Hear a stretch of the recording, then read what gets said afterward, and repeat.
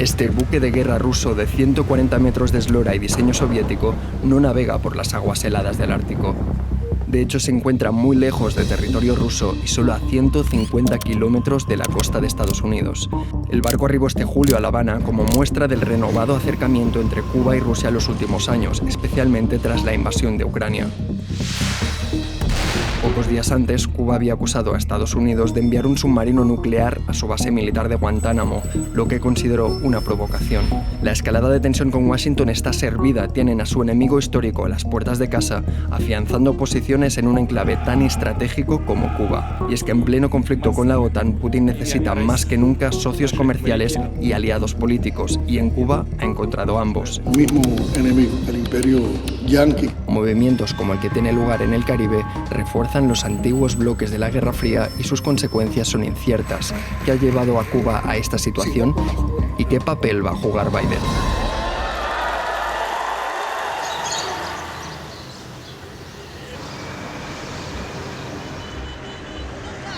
La relación con Estados Unidos y su bloqueo comercial han marcado el destino de Cuba.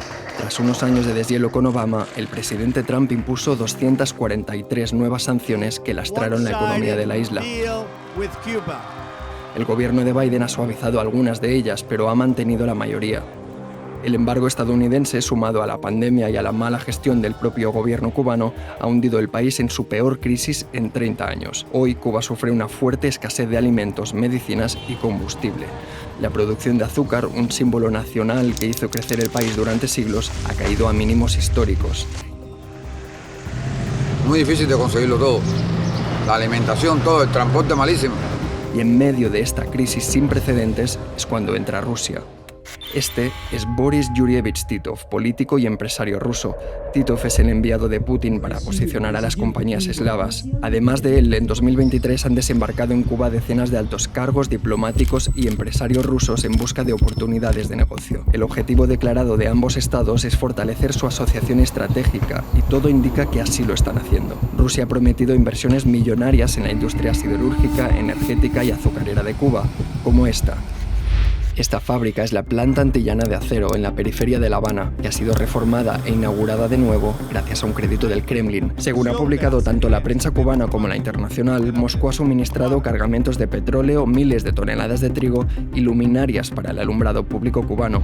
¿Qué obtiene Rusia a cambio? Lo que algunos analistas llaman Cubastroika, es decir, la introducción de elementos capitalistas en la economía cubana, sobre todo aquellos que puedan beneficiar a sus empresarios, como la concesión de tierras o la exención de aranceles.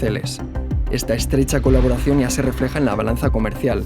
En 2022 intercambiaron productos por valor de 450 millones de dólares, el triple que el año anterior.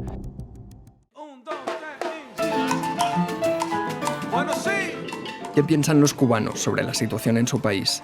La sociedad sigue dividida entre los que apoyan el régimen y los que creen que es necesario un cambio que aporte más libertades y democracia. Y de todos será la victoria, patria o muerte.